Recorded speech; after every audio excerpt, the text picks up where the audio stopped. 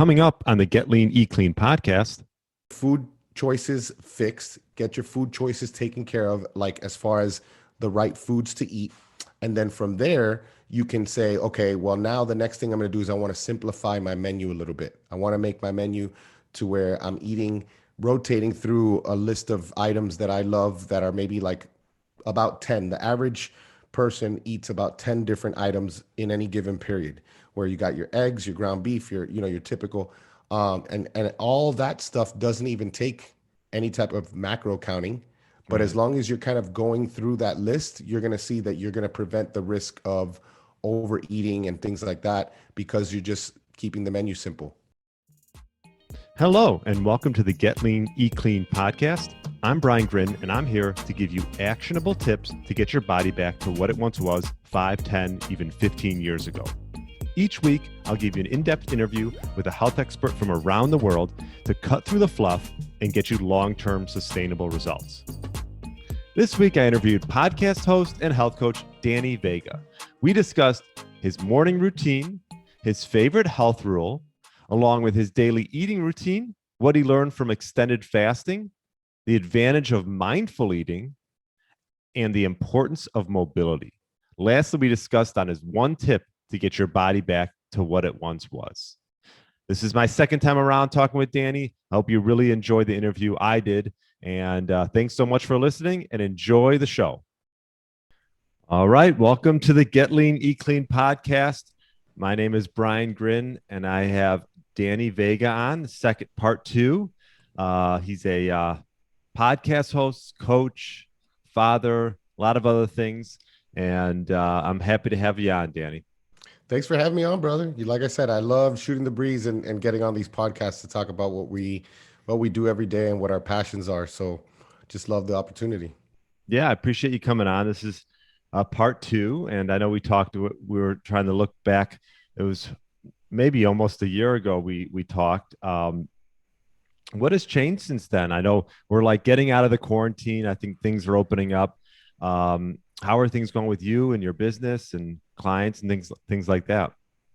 Yeah, well, just like we had spoken about before we started recording, like I am relaunching the podcast to a little bit of a different format. So that's the first thing that's happening. So we'll be going away from this current model that we have now, where we're bringing on guests all the time, and we just want to interact more with the audience. People seem to like that, and we like to have opportunities to where, let's say I created this an intake form that people can fill out to apply to be on the podcast, where we Okay. can talk about specific issues, whether it's dealing with nutrition or fitness, or trying to get your family and your kids on board, traveling, all the things that we have kind of mastered in our own lives and we want to impart on people. And there's so much that we just take it for granted. And so getting these opportunities to talk with people and have others listen in on the conversation, I think is going to be really helpful, so that they can just take advantage of what we've learned and like I said, we take for granted. The other thing is, we are right now, I was just working on that before we got on. I'm working on the appendix for the children's book that I told you that we were writing. Oh, Yeah, so that's pretty yeah. much done. The next steps are really just getting it in the right format for the ebook and for the hard copy, and getting the illustrations done. We got a really cool cover so far. That's exciting. Yeah, and the cool thing is, we had a friend of ours who's a copywriter and he's a great editor.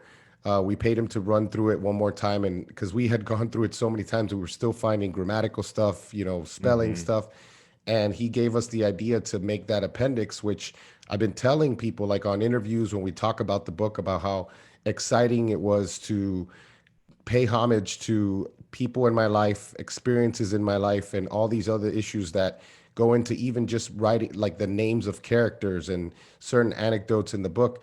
And now I'm actually I'm spelling them out. So, like, for example, it was really cool. Like, we have Dr. Libertas is, he's the mentor, he's the Yoda of the story. And then we have Mayor Morelli, who's kind of like the we know early on that he's the villain. And so when you look at Libertas, which is, you know, uh, derived from the Latin word, or it's libertas, I think that's how you pronounce it. But liber means both book and freedom. So his goal is to take Memphis Smith, the main character, out of the darkness of ignorance and into the light of knowledge, so that he can handle this situation that he's going through. And then you have Morelli, which is derived from the Latin word, or from the Italian word morello, which means black. And so he's trying to put not only the main character, but everyone who's in his little plan, bring them into back into ignorance and put other ideas in their head. So just little things like that. It's been really cool to do, and we're working on a kids workbook, a parents and kids workbook, so that they can, after every chapter, have some cool exercises to go over what they learned. Other than that, man, it's just putting my head down and working really, really hard. We have a few things that I'm working on. I don't really want to give too many details yet because they were just ideas, but I will say that live events are something that I'm really getting into now. I'm trying to figure out the logistics of it, and the planning and Yeah. everything. So, because I really want to connect with specifically men, for like a weekend event. So we got a few things like that coming up that are just still in the early phases, but it's one of those things that you just put your head down, you work on it a little bit every day, and you kind of Right. cross that list off as you go through time. And then, like you said, time flies, and before we know it, it'll be launched. Yeah, I find that like just for productivity, uh, doing stuff, doing a little bit every day, and try to do it when you're most productive, like in the morning for me. Once it gets to the afternoon, things just fade. I think we like sort of lose, at least for me, I lose. I'm not as productive, I should say. So doing a little bit every day, and I think that goes true with like health and wellness and everything, and nutrition and working out. What has your been like your daily routine now? I know it changes over time. I think last time we talked, you were maybe get back into martial arts. I'm not sure what you're doing right now, but you are looking jacked right now. You look a little bit bigger than maybe the last. Maybe it's just the shirt. Dude, no, no, people are saying that. I think it's also because it has changed, because I am on day 56, I think, of 75 hard. And Okay. so I totally agree with you on, getting stuff done as early in the morning as possible. So I'm still waking up early. Like right now, I got my alarm at 5. I just feel better than, 4:30. That extra 30 minutes gives me a little bit extra REM. Yeah. And then I go through my morning routine. And then after my morning routine, I have about one more hour of work that I can get done until 8 a.m. So 8 a.m. I go in and I go for my first lift, because I have two workouts a day that I got to do. And Mm, so look at you. that, What's your morning routine? I don't. I know you yeah, said you. yeah. Yeah, yeah. No, because I know we talked. I talk about this with my guests. I like love it. I think it's just like it's like my favorite part of the day, the morning routine. What's yours like? Dude, same thing. Same thing. It really is just like the best part of the day. So, first thing I do is I turn on my sauna and my red light. Don't really need to turn on the red light, but the sauna needs to warm up for about 10 15 minutes. Are you doing infrared?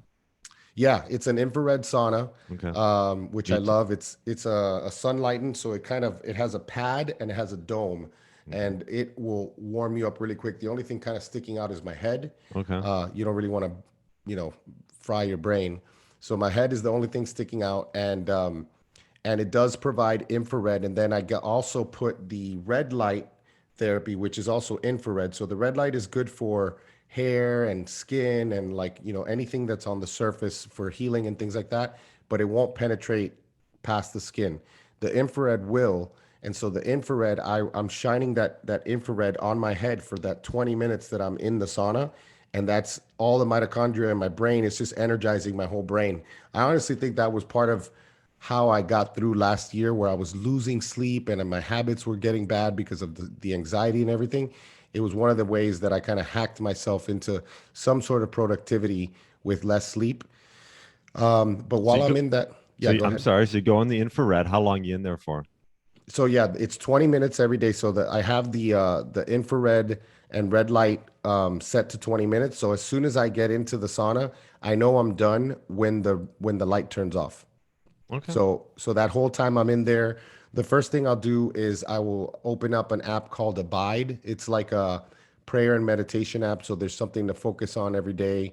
You listen, and then you meditate. And there's always like, I do the 10 minutes, and then Hmm. I always give myself like an extra 5 minutes of just contemplation as the sounds are playing in my ears. And then what I'll do is I'll open up the Bible app and I'll look at, there's like a daily story with someone who's kind of reading the verse and giving their interpretation of it. And then as soon as I'm done with that, I head straight to the shower and I do a cold shower for Mm, as long as it stays cold. If I was in Chicago, like you are, I'd be able to take a 5 minute cold shower, but I can't. Like down here, the water, it really? gets warm after like a minute or two. It kind of stinks. The water warms up, even if you have it all the way to the coolest part. I gotta It's talk to your only the plumber. winter. No. Yeah. Yeah, yeah, for real. We could fix that. You should get one of those. I've seen some stuff. There's some companies now that are making these these cold plunges. That might not be a bad thing to get if you're having issues with that. I can't think of the name, but there's a few companies that are they're specializing in just for I know Brad Kearns is a big cold plunger and he does that. But so I I gotta like, talk to him about that. Yeah. yeah, you should. Yeah, he makes his own. Like I guess there's Did he some do the companies. horse trough? Yeah, some type of yeah. I know Uh, Mike. I think my friend Mike also, Mike Mutzel does the horse trough also. okay. Yeah. Anyway, so I like that. So you do. So I put an infrared sauna in. I just moved, and I'm trying to figure out the best time to use it. I've been doing it more towards the evening because I find that actually, if I'm in there for 20, 30 minutes, I mean, it's so relaxing, but I'm like almost like done. It's like you get that sweat in, but I like how you follow that up with the cold therapy because that would wake you back up if Yeah. so that makes sense. I like that. Yeah, and like I'm like you. I've thought about that at night. Right. Um, like the one thing with the nighttime, a lot of the people that I speak to will do like a cold shower at night. And I guess the thought process behind that is that you're gonna kickstart that lower body temperature. Yeah. But it's so hard to tell, because the body always compensates. I always put about, it's almost 2 hours between my sauna in the morning and the workout because yeah, if I were to train right after Right. that would be brutal. So it's like I'm out of the sauna by like 6 a.m. Okay. and I'm drinking my coffee, doing my morning reading, and then getting my just going over. So Sundays, Maura and I, my wife and I, we do our weekly plan and we just kind of go over, okay, what do we got on Monday, Tuesday, logistics, things like that. Right. And then daily, I'm going to open up my calendar because sometimes people will book consults. So during those time periods, if I had something tentatively written, I would take that out and move it around if I get a consult. So just that 15 minutes of going over the day's schedule and then doing that first hour work block before I go to the gym. I feel like I can allow myself to go to the gym that way. And if it were up to me, I would probably ideally train midday Yeah. because but I'm doing two workouts a day now because of 75 hard. So you got to get the early one in pretty early because you got to put 3 hours in between sessions and one of them's got to be outside. So it complicates things, but you got to kind of stay on top of your schedule, which I like. Now explain to me, did you say 75 hard? I'm assuming that's what, two workouts a day? Yeah, so 75 hard. Andy Frisella was the one who came up with it, the CEO of First Form.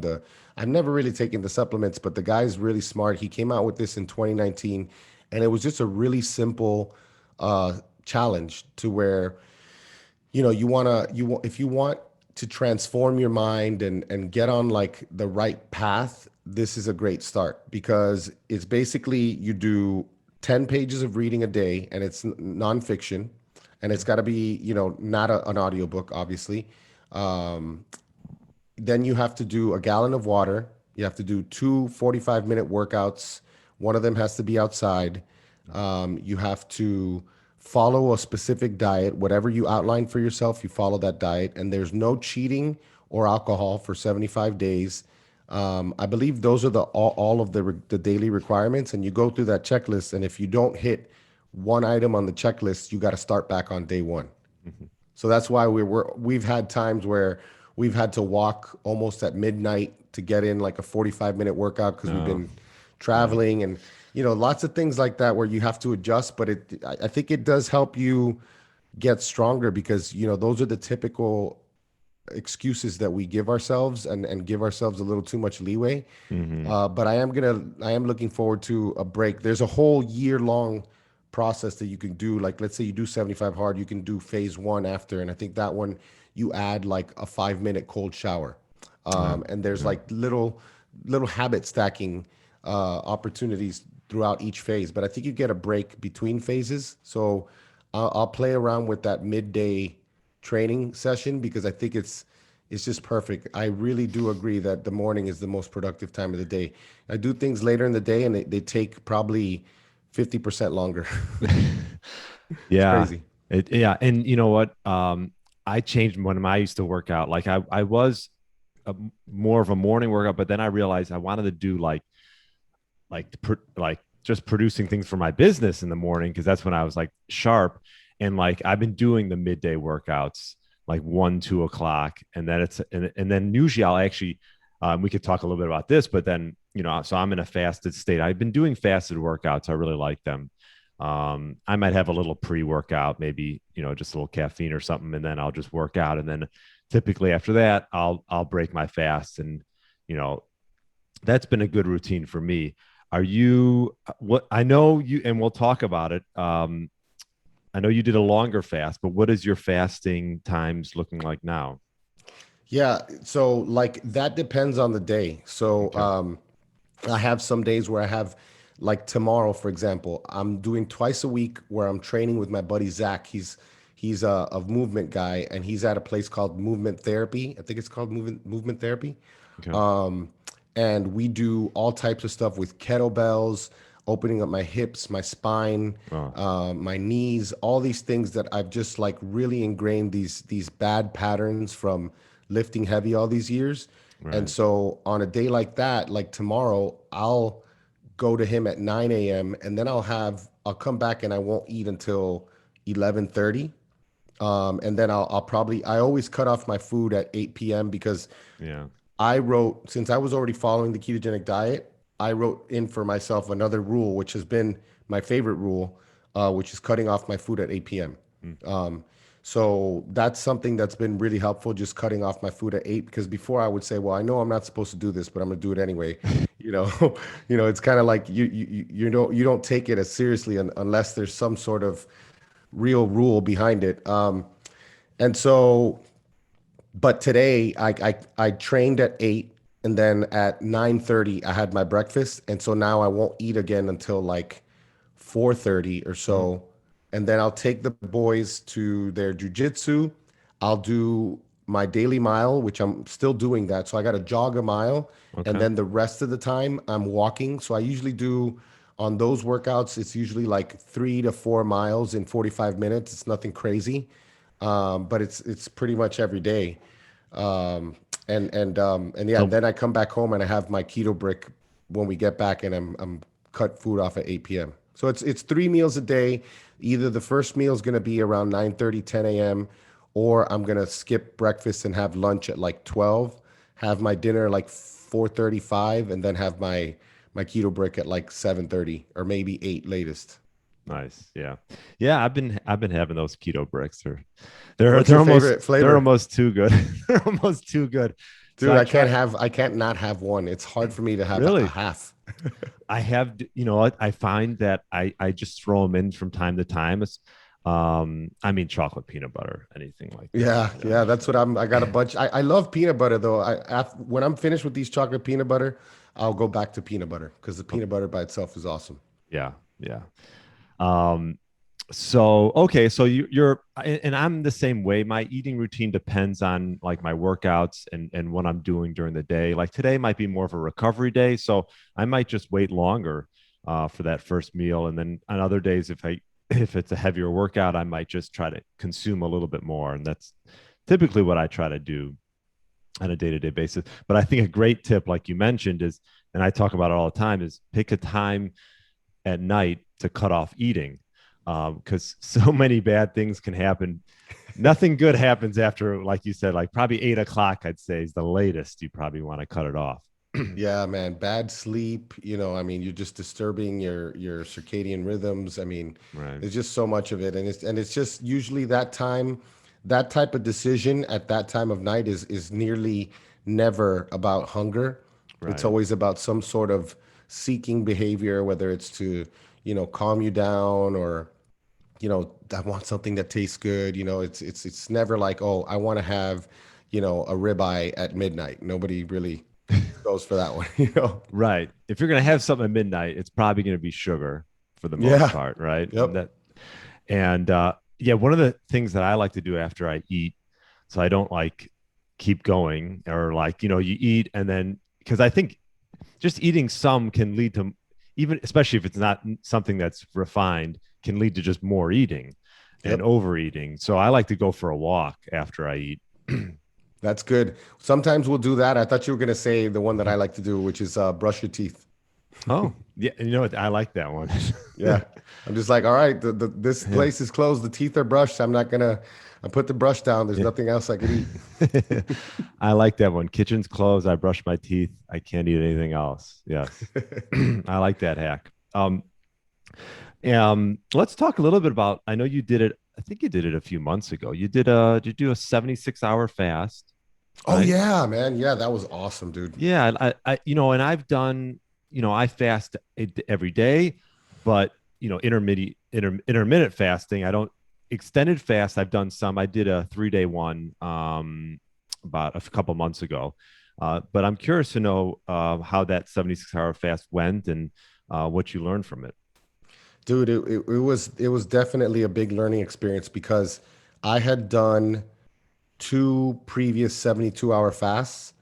And I don't quite remember the first one. I think it was pretty easy to do, but the second one, I felt kind of dumb on the third day, Mm, which is weird. Usually people feel more when you start to see like the what it does to your adrenals. There is a little bit of a ramp up in cortisol, and you become a little bit more sympathetic state. Which makes sense. Like you have this alertness. sympathetic Right. arousal, yeah, the alertness for hunting and for and you smell things more, and you're just able to focus on these things. But for some reason, that second time around, it wasn't happening for me. And this time around, we had a week before, we were just listening to sermons that were talking about fasting and the mindset to have going into the fast. And I think that, like anything in life, especially anything that's kind of challenging, it's good to have a why that's not, I want to see how much weight I can lose in a few days, or I'm doing Right. this to look better. Those things will never stick when things get tough.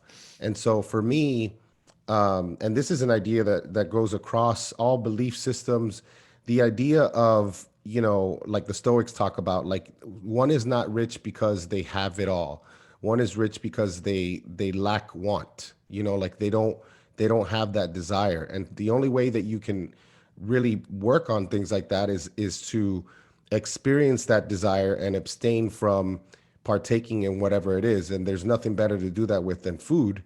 So that idea was really good to me, and it was also, I was I forgot what reason this was happening, but I was talking to a lot of people at the time the idea of trying to serve others. And so, like, talking to people about the fast, I was talking to them about why is better, and Mm, why this could help you really do a fast, and really just taking a break from your typical, you know, programmed schedule, which a lot of us are. I mean, I'm like a robot myself, right. and taking some time to contemplate the things that I think bring us more meaning and more purpose in life, and reconnecting with the idea that I believe that all of us are here for a purpose. And, we want to be looking into what that purpose is, because I think that purpose connects us all. That Mhm. purpose allows us to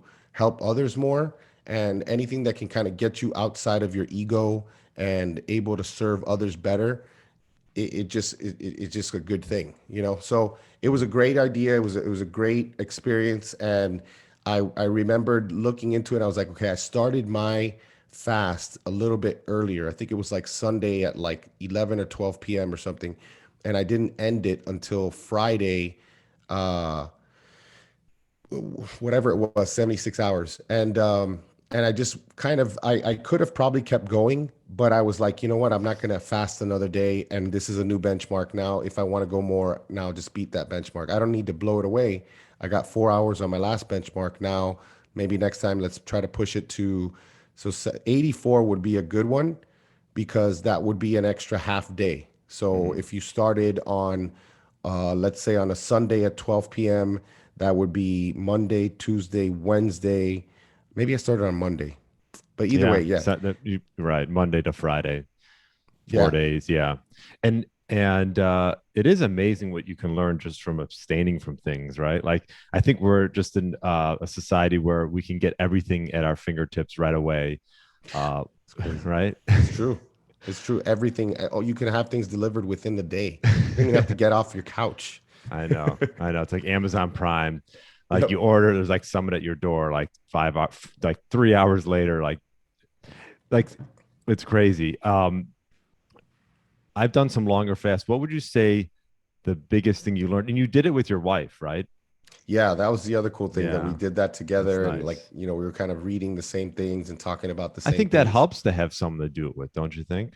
Oh, dude, yeah, especially in your house, like it was better for me because I'm the cook, so I'm still having to cook the kids' food, you Right. know, and a lot of the time you're cooking your kids' food, you're trying it, you know, seeing how it tastes, and then when they're finished and they don't finish it, you know, you just add a little bit more because you eat that too. And so with this, it was like, Right. finish your food, get this out of my sight, you know. But you had someone next to you that was also kind of doing it. I think it makes it much easier for sure. Makes a huge difference. And I was just going to say, it is amazing though, when you do start learning about and getting into fasting, that you do get to a certain point where you're like, and like you said, you could have kept going, like where you don't value food as much, I guess, or, and you don't, I don't know how to explain it, right? Like you could just keep going. Your body's just fueling itself off the ketones, and you could just keep going, but you're like, oh, maybe I should just eat, you're just eating just to eat, sort of. Yeah, I think we're like we're so used to being so overfed Right. that it's like our brain automatically says, you got to eat, man. I mean, what's going to happen? So, and then if Right. you just take a second, just be like, well, you know, George Cahill, he was the first person to do this. And you want to talk about groundbreaking. This guy, I think it was 1957, he and his lab at Harvard, the prevailing knowledge at the time was that we knew that the brain needed glucose, but we just thought that if the person didn't eat glucose within a certain period of time, that they would eventually die. Mm-hmm. And this guy was like, well, I'm going to test that. And I doubt the ethics review board would go for a study like that today if we were still in that position. But they went for it. They found that not only did the people not die, but within that 7 day period, blood sugar only dropped to a certain level and it didn't keep dropping. So there was something there that was keeping it, whether it was insulin or something else. And then they found that also that ketones were increasing. And at the time, you know, they didn't quite know what ketones were. They knew that there was a correlation between ketones and certain bad things, like, for example, you know, ketoacidosis with type 1 diabetics, but they didn't know that those ketones were actually a good thing. And the funny thing was, like, I think the next one of the next studies he did was a 40-day study, and his whole thought process behind that was that, well, Jesus fasted for 40 days. There's plenty of people in the Bible and the Old Testament as well that did the 40-day fast. So if they did it back then, people are not going to die. We're just going to do it ourselves too. And they did a 40-day fast, you know? Wow. Mm. So the fasting thing has just been, and you're right about about, I think, again, we have these programmed like responses from our brain to like really, we're supposed to eat, something's going to happen. But then as you keep going through that, it's kind of like what Seneca talks about when he does that. Seneca was a rich guy. He was a rich ancient Stoic philosopher, and what he would do is he would basically do a day where he was I don't know if it was a day or a week. I got to go back and read Seneca's letters, but he would fast. He would dress like a pauper. He would make himself want, and then he would ask himself at the end every time, like, "Is this what you feared? Like, it's Hmm. not that bad." And I think it's Right. good for us to give ourselves that experience, that hardship, so that we can know, like, your fears and your anxieties are nowhere near what you think they are. You know. Right. It's like those hunger cues you get. I think people react so quick to them, but if you just let them ride out, eventually they're going to go away, and you'll just get used to sort of dealing with it. You're not truly hungry. It's just more. It's just all in your mind. Really, it's Yep. psychological. Yeah, whether it's like sometimes it's like the setting that you're in, the people you're with, the Hmm. time. All of a sudden, well, it's 12. It must be lunchtime, and it's like Right. all these things. That's why mindful eating I love, because Hmm. mindful eating is one of those things where it's not based on rules. It's not a diet. It's basically really trying to tap into why you think you need to eat right now, and going through that process and being like, owning up to the fact that, you know what, right now I want to eat because I'm stressed, and I'm gonna, eat because I'm stressed right now. Or, you know what, I don't usually eat this, but this is mom's apple pie. It brings me, memories of, by now, if that were the case with my mom, I would be like, hey, you just don't put wheat in the crust. Just put something like, almond flour or something. But it's just It won't taste the understanding. same though. Yeah, it's true. It's true. It just won't. But yeah, Yeah. that's the thing, versus like this whole idea of like, I made this decision. I'm a terrible person. You go through these cycles of endless like disappointment in yourself, and how you can't, versus like saying, you know what, this is why I'm doing it, and I admit it. Overall, you should be with the mindset that food is fuel, and that food can't rule you. But a lot of the time, the way people are wired, that's gonna be a battle. In fact, last week there was interesting. I didn't know the full story. A friend of mine was saying that someone said that there's no such thing as food addiction, that it's really just carb addiction. And she took issue with that, and so did a lot of other people. And I kind of put my 2 cents in the comments. I was like, you know what, I totally identify with this, because I cut carbs. It was 5 years ago last week. June 16th, 2016 was when I switched to the keto diet. And I was like, there's been times when I've eaten 8,000 calories, 6,000 calories, no, like, not without even blinking. Like, I'll eat Mhm. 500 grams of fat, and it's because I have these rules for myself that, like, oh, I can't eat that food, but I'll still overeat on meat. I'll still overeat on ketogenic foods. And so there is this pattern of obsessive behavior, and we can't just dismiss it with take out carbs, Mm. because there's a lot of people that are still dealing with obsessive eating and binging and things like that.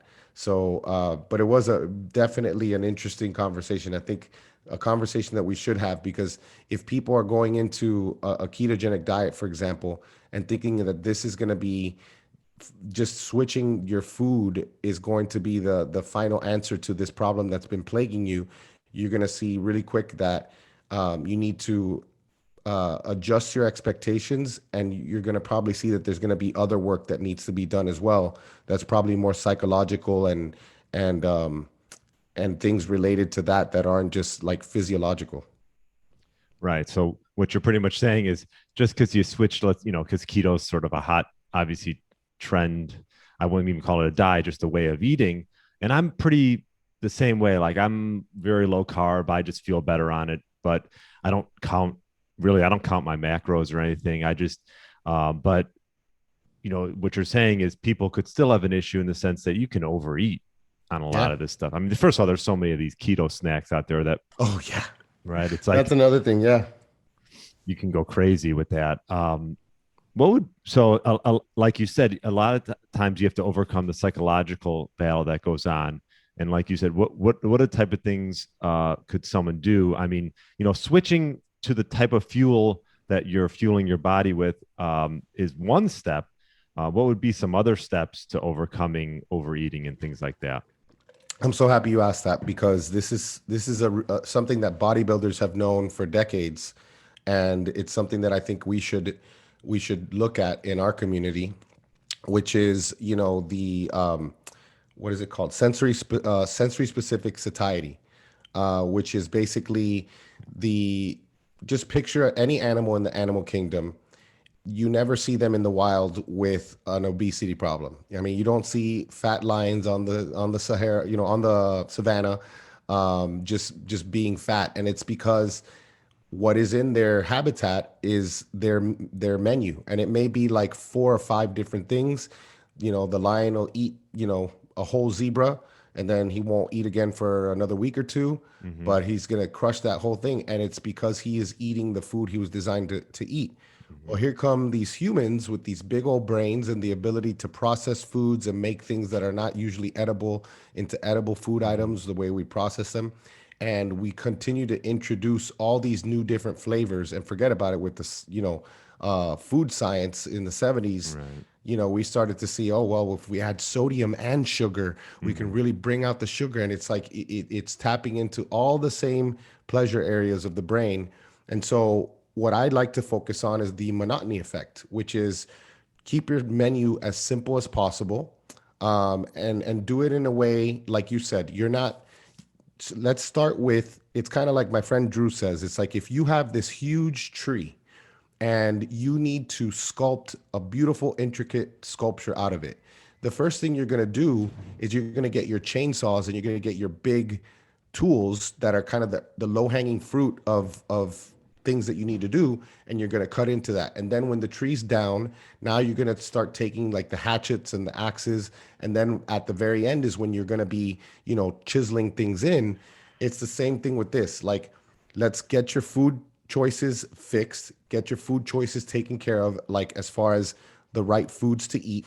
And then from there, you can say, okay, well, now the next thing I'm going to do is I want to simplify my menu a little bit. I want to make my menu to where I'm eating, rotating through a list of items that I love that are maybe like about 10. The average person eats about 10 different items in any given period, where you got your eggs, your ground beef, your typical, and all that stuff doesn't even take any type of macro counting. But as Right. long as you're kind of going through that list, you're going to see that you're going to prevent the risk of overeating and things like that because you're just keeping the menu simple. Right. It's, yeah, like you said, like you have a few things that you always go back to. Like for me, it's, you know, fish, eggs, meat. That's like the staple of most of my meals. Maybe some organ meats from time to time. Um, and then you can put some things around it to make it a little more, I don't know, colorful. I don't know, colorful is the word, but just to add a little bit of a mix into it. Like we'll occasionally have maybe onions and mushrooms, from time to time. I guess it would be boring eating, but boring eating is, I don't know. You do that for long enough, and then if you have something that's like sweet or like like we just had people over for Father's Day, and some people brought desserts, and I tried some of it, but like honestly, it was like there was like a key lime pie I like tried. Look, like I just can't eat this; it's just too sweet. Like your Yeah. sense, right? Like if you eat boring for long enough, if you want to say boring or healthy for long enough, and then you have something like that, like wow, I could not handle that. You know? Yeah, and I was looking through old posts of mine to look for pictures for this like 5 year anniversary. And so it was really interesting to look at like what the pictures, like the posts that were associated with the pictures. And I remember seeing all these things that I was like, yeah, man, that's so true. It's like, this keeping it kind of simple. Mm-hmm. First of all, when you eliminate the carbs, you get rid of the background noise. And so now your body is more, like you said, it's more sensitive to different changes. And so, like, you start to see now, for example, for me, my little where I'm deriving a little bit of pleasure every day is number one, the keto brick. And Right. I can It's like chop the keto brick up, put it with some goat milk or with some a nut milk, like a coconut milk or something, and having it like a cereal. The other thing I've been doing a lot for mm, months now is I'm having like cheese every day. Like I have, oh. this morning I had a little bit of cheddar in my, I had 3 eggs with 12 ounces of flat iron steak and some cheese for my breakfast. And then for dinner, I'm going to be doing 12 more ounces of flat iron steak. I'm gonna have 8 ounces of chicken thigh, and I'm gonna put goat cheese on that chicken thigh. And I've been eating a ton of goat cheese. It just really agrees with me. But then at the same time, just being mindful of things like that, because for example, cheese is kind of one of those things for me that it it's like addictive. There's like some sort of addictive property to it, to where it either ramps up my appetite a little bit, Hmm. or the propensity to start to make the cheese take over the plate, and then the cheese becomes like the main character. That's something that you got to be aware of. Yeah, I mean, I would say it's fairly tough to overeat if you're having protein, Yeah. right? I think, and like you said, you can add some garnishes and things on that if you want to get a little creative. But if you can focus on just a good quality protein, it's really tough to overeat. But if you do add carbs, are you adding in certain things? I know, you hear even like Paul Saladino and stuff, he's adding in like certain things, like even some fruit and some honey. What about yourself? Yeah, I mean, I did so much personal experimentation in 2019 and 2020 that I just am so, at this point, like, I don't know what else I need to learn about this as far as carbs go. Right. Like, I did weekly carb ups, I did all types of variations. And now this year, the first and only carb up that I did was right about a month ago, when I was basically restarting jujitsu, which I had to also, now I had to put that on the back burner again, unfortunately, because we had some car trouble with one of our cars. And then I was having to go train with my buddy twice a week, do my two a day workouts. It just got so complicated. I was like, you know what? I want to do jujitsu. I really do. But besides that, like, the mobility and the stuff that I'm getting from working with my buddy, which I plan on doing that for about 3 months. I do twice a week. It's going on like 5 weeks now. Mm. Um, has just told me, you know what, I'm just gonna get rid of jujitsu. But I found that with all the stuff that I was doing, I felt like I was a little bit low on energy this one day. And so that day, Right. I just kind of rearranged my whole plan, went to Sprouts on the way home, got some squash variations. So like I have like a list of foods that are like, carby type foods that I can eat. That day I had like 160 grams of carbs. So it wasn't anything crazy, but boy, did it really did help. I felt like I topped off my glycogen levels. I just felt better the next day. And that's where I'm at now. And I think it's taken years to get there, because I'm like, you know what? There's nothing to question here. I know how I feel. I did it at the right time. And there's really no other time that I'm going to include carbs, unless, like, let's say I'm on a vacation and Maura wants to get sushi. She mentioned the other day, like, we wanted to, on Fridays we usually have dinner with the kids. We take them out somewhere because we barely ever go out Right. for food. That's another good tip. If you Yes, don't go cook at out for home. food, right, you'll eat a lot healthier. Yeah, you cook at home. You have way less X factors in there that you don't know about. Like, you don't know what they're cooking or seasoning the food with, Right. the quality of the food. And she threw out like three or four options, and one of them was sushi. And I was thinking to myself, why are you putting sushi in there? Like, it's Mm. not, one of these is not like the other. Yeah. Yeah. I mean, I think, We someone love like your, sushi though. yeah, no, every once in a while, right? That's fine. I Yeah. mean, so what you're saying is you'll pick a day here or there where you'll do like a carb refeed. Is that what Yep. you were saying? Okay. Yeah, Yeah. and I keep it isocaloric, so I won't really bump up the calories. I'll just kind of eat the same calories, because right now my calories are great. Like, I'm in a really happy spot. Like, I'm in between 3,000 3,500 Mm. calories, sometimes a little bit more. But overall, it's interesting to see that, like, week one, because, oh, I forgot to tell you, one of the other things for 75 hard is you got to take a daily progress picture. Oh. So that's like, Every if you day. miss Every day.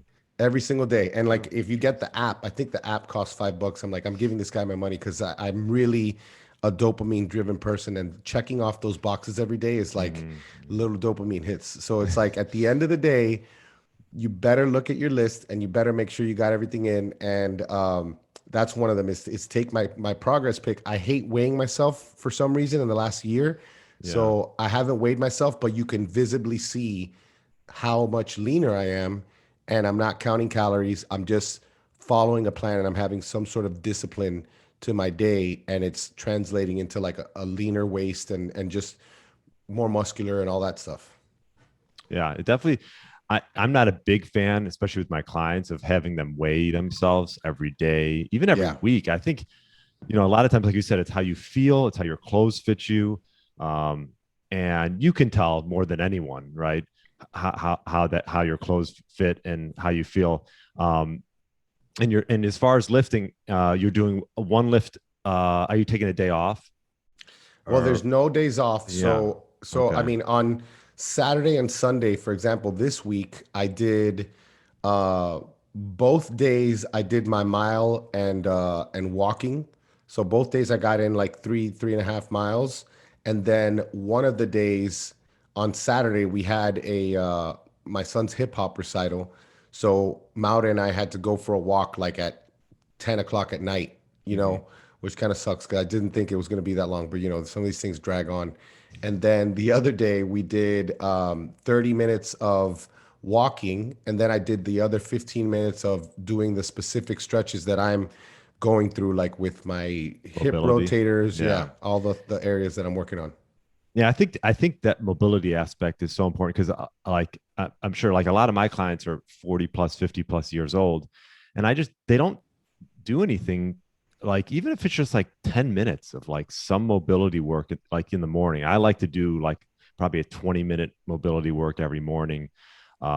Just like you mentioned, hips, um, any chest, arm, any type of mobility work, and that could be some type of yoga. You don't need some necessarily a specific plan. I mean, you sort of can feel what needs work. I think if you do, just a basic flow in the morning, just like a sun salutation yoga, uh, I think that'll just make a difference. And as you get older, like at least for me, like my hips just have gotten tighter and tighter if I don't do anything. Yeah, and it's interesting because like in college or in grad school, I wrote a paper on static stretching, for example, and I remember specifically looking at the literature for injury prevention and for increasing mobility or Mm-hmm. increasing active flexibility with static. And I remember I was probably a little bit biased. So, number one, it showed that it didn't decrease the risk of injury. And number two, it showed that, wasn't really helpful for increasing flexibility. And that's because if I would have gone a little bit deeper, I would have put this in the paper what I know now, which is, there's certain things like, for example, if you are relying on some sort of external stimulus to generate flexibility, whether it's like a strap that you're pulling your leg back or things like that, then of course, if you take out that external piece of equipment or someone pushing down on you, you're not going to maintain it. And so it is important, I think now, even now knowing what I know, to do some static stretching, but then also making sure that you're able to go through the full length of range of motion while moving. So a Mm-hmm. lot of the stuff that I do are either a progression of body weight to weighted Mm-hmm. or sometimes just body weight, but it's going through these things in a like a dynamic form, and Right. but still using this static stretching. If anything, it's a great way to cool down. So I did my cool down today was, I put my heel up on, or actually the top of my ankle up on something elevated like a box, and then I'll put my knee on the ground and I'm stretching my whole quad and hip Mm-hmm. flexor. Do that on both sides for a minute. Switch to standing figure four for my hip rotators, and then do 2 minutes of sitting on my heels to again stretch my quads, and I run through the same thing twice. So I think just daily doing that, it's going to help when I get back on the mats with jujitsu. There's certain positions I can't get in because of my hip flexibility and things like that. So, it's good to see the progress doing that. And especially like me, the lifting stuff, running sprints, all that stuff is so natural to me. But working on this stuff is a pain in my butt. But the cool thing is that I'm kind of a beginner here. So I Mm-hmm. do get to see those beginner gains. So it brings me back to that dopamine where I'm getting some sort of satisfaction from the progression. Yeah, I mean, nowadays, especially now with like obviously YouTube and stuff, you can find mobility movements to do. Like there's no excuses, and you don't need to do them for that long. A little bit every day. Um, I mean, for example, right now I'm kneeling. I mean, I don't even sit. That's awesome. I try not to sit. People are like, God, doesn't that bother your knees? I mean, I have like an Airex pad, so it's thick, so I'm not in hip flexion. My hips are extended for a lot of the day. I just gotten away from sitting. I mean, I sit sometimes, but 80% of the time I either kneel or stand. I like So the kneeling. I didn't think of yeah, the kneeling. I could do that at my you table over there. yeah, I mean, you could probably do it right there. I mean, I'm kneeling right now, and you know, I I'm have that pad too, by the way. I have it because we yeah. we we use it at home when we do stretching. So I'm just gonna try that out. Try it out. It takes a while to get used to, and you got to sort of rotate knees a little bit. But not, you get used to it. Like I actually need to replace this Airex plate. It's almost getting to the point where It's it's like indented all the way. I know what Um, you mean. yeah, it's getting there. Well, I figured this has gone fast, almost an hour. Why don't we finish Crazy. up with? I think last time I asked you uh, a great tip for middle-aged individual to get their body back to what it once was. And I guess let's go down that road again. What would you say to someone that's 40s, 50s, 60s that weight can creep up on you? Time flies, and before you know it, you have some kids, you put on 10, 15 pounds. What would you say would be a good tip to start that person off right? Well, I don't remember what I said last time. It might have been walking because I remember just the importance of walking, for cardiovascular, for your brain health, all of those things is important. So hopefully people are getting walking into their day and you know, just my recommendation, if you got an hour to do a walk, then definitely break it into two 30-minute walks just because we need to get out of these patterns of like sitting all day. A lot of people are doing that. And, I noticed when I first got into this, I left my corporate job where I was in the hospital all day in scrubs walking around. All of a sudden I got back issues. My hip flexors are tight. My hip flexors are weak, Mm-hmm. so the walking, I still, stick to that. But I also now is you know, look into all of the areas of your body that feel stiff. Think of yourself as a 360-degree, 3D person. And if, we divide our body into all these planes, the typical anatomy, we have our sagittal plane, which is what most people are doing, which is like anything where you're doing a push up, a pull up, a squat, a lunge, all those things are in the sagittal plane. Mm-hmm. Think about doing things in the frontal plane. How do you feel getting into a lateral lunge, a lunge out to the side? Think of the transverse plane, like any type of twisting. um, Try to do spinal waves. See how your ability to unstick your spine from the cervical to the thoracic to the lumbar, because that's one thing that I've noticed with just that compression of really heavy lifting. I can do these spinal waves, and then when I get to that lumbar, it's almost as if like they're fused together because of all of the load that I've put on them. So I'm trying to unstick my spine so that I'm able to move more naturally. The same thing with my hips, my adduction, which is like, internal, or not internal rotation and adduction, which adduction is just, pressing something in, and then you have abduction. Abduction is when you're pressing something out, and that's going to affect your glutes and your hip rotators. So just look at all those areas and then spend a little bit of time getting just a little uncomfortable. You don't want to feel pain, but opening them up, because I know now that, well, I've always known that the body's a kinetic chain. And, guys, I think, tend to deal with this more because we are a little bit stronger, and so we can get away with creating really poor motor patterns. And women tend to be really great with form because they have to overcome that initial lack of strength. And then when you get a strong woman with good form, she'll wipe the floor with a dude. So, Mm-hmm. so yeah, like definitely get into more of the flexibility stuff and the mobility stuff. Don't just rely on, your chiropractor or your massage therapist to beat you into submission. Try to, generate that stability internally, and that mobility internally so that your body is moving the right way. Because a lot of these issues, they're always chronic, not always, but a lot of the time they are. It's rarely like, unless you're a strong man and you drop like a 300-ton thing on your foot and break your foot, Mm. it's usually like these bad patterns that over time, all of a sudden, oh man, my rotator cuff, or, you know, my biceps tendon, things like that. Yeah. Yeah. So I guess to sum it up, go for walks and work on mobility, right? I Yeah. mean, I think as you age, those are two good hacks to do. And as far as working on mobility, you don't have to do a ton every day. You could just do 10 minutes a day. And it adds up over time, especially if you want to play any type of sport as you get older. Because I know quite a bit of golfers, and that's one thing that can go is, thoracic mobility and then hips. Well, Uh, if anybody's curious, you mentioned Brad Kearns. Just look up Brad Kearns morning routine, morning flexibility or morning mobility routine, and he'll show you on his YouTube, literally in bed. He's showing you what he's doing even in bed before he gets out of bed, and then when he gets out of bed, he'll continue it. And it takes, like you said, 5-10 minutes every single morning, and he's religious about it. yeah, love that. Well, Danny, this was great. This was a quick hour.